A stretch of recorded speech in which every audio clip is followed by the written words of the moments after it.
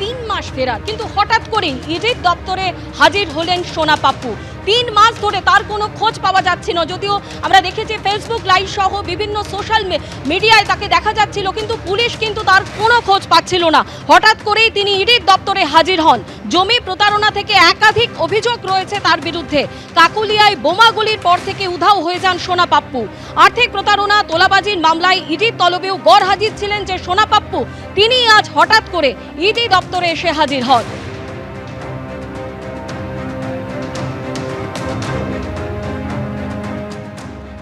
কলকাতার most wanted সোনা পাপ্পু ওরফে বিশ্বজিৎ পোদ্দার, আমরা সরাসরি দেখছি বিশ্বজিৎ পোদ্দার এনফোর্সমেন্ট ডিরেক্টরেটের অফিসের সামনে। আপনাকে কলকাতা পুলিশ দীর্ঘদিন ধরে খুঁজছে, আপনার বিরুদ্ধে আর্মসের অভিযোগ, বোমাবাজির অভিযোগ। আপনি আজকে ইডির দপ্তরে, এর আগে শান্তনু সিনহা বিশ্বাস গ্রেপ্তার হয়েছে, কি বলবেন? আমি আগেও বলেছি আমি কোনো বোমাবাজি কোনো কাকুলিয়া কেসে জড়িত ছিলাম না। সেদিন আমি পুজোতে বসেছিলাম, আমার ওয়াইফ লাইভ ছাড়ছিল, এখনও তাই আমি বলছি আমি কোনো বোমাবাজি কোনো ঝামেলার মামলা। আপনাকে পুলিশ খুঁজে পেয়েছিল? মানে না, আমি ঘরেই ছিলাম, পুলিশ আমাকে 1-2বার এসেছিল ঘরে, আমি বাইরে বেরোইনি। আমরা দেখেছি যে আপনি সোশ্যাল মিডিয়াতে একের পর এক বার্তা দিচ্ছিলেন, কিভাবে এই জমিগুলো একের পর এক অ্যাকোয়ার করা হতো, শান্তনু সিনহা বিশ্বাস কিভাবে জড়িত? এমনি কোনো জমি আমি কারোর কোনোদিনই অ্যাকোয়ার করিনি, আজ পর্যন্ত আমার নামে কোনো কমপ্লেন নেই, কোনো জমি দুর্নীতির সঙ্গে আমি যুক্ত না। আর শান্তনুবাবুর কথা বলছি, শান্তনুবাবুকে আমি কোনোদিনই নিজে সামনাসামনি দেখিনি, কথাও জীবনে কোনোদিন আমার সঙ্গে শান্তনুবাবুর কোনো কথা হয়নি। আজকে আপনাকে বারবার করে ইডি ডেকেছে, কলকাতা পুলিশ ডেকেছে, আপনি হাজিরা দেননি, কোথায় ছিলেন এতদিন? আমি নিজের বাড়িতে ছিলাম, অফিসে ছিলাম। আমি কোনো রাজনীতির নেতা না, আমি কোনো পোর্টফোলিও হোল্ডার না, তো আমাকে মিথ্যা ভাষানো হয়েছিল। আপনি যে দলের কথা বারবার বলছিলেন, সেই দলের সঙ্গে যোগাযোগ ছিল আপনার এতদিন?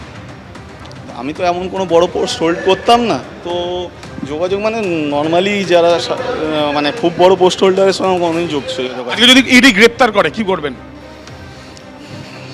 আইনের রাস্তায় যদি গ্রেপ্তার করে, সারেন্ডার করছেন? স্যালেন্ডার আমি তো কোনো দোষ করিনি যে স্যালেন্ডার করছি, আমি যাচ্ছি, দেখা করতে যাচ্ছি, ওনারা কি বলে দেখি। তারপর আমরা দেখতে পাচ্ছি বিশ্বজিৎ পোদ্দার, সোনা পাপ্পু, তিনি এনফোর্সমেন্ট ডিরেক্টরেটের অফিসে, এবং এই যে এনফোর্সমেন্ট ডিরেক্টরেটের অফিসে যে তিনি রয়েছেন, তাকে স্পষ্টত আমরা দেখছি যে তিনি নিজে কিন্তু এখানে একটা আর্মস পাওয়া গেছে আপনার বাড়ি থেকে, সেটা সম্বন্ধে আমি এখন কিছু জানি না। আমি জেনেছি পাওয়া গেছে, কিন্তু আমি এই ব্যাপারে এখনো শিওর কিছু বলতে পারছি। আমরা সারেন্ডার করছেন? স্যালেন্ডার না, আমি দেখা করতে যাচ্ছি, আমাকে চিঠি দিয়ে দেখা করতে বলেছিল, আমি দেখা করতে যাচ্ছি।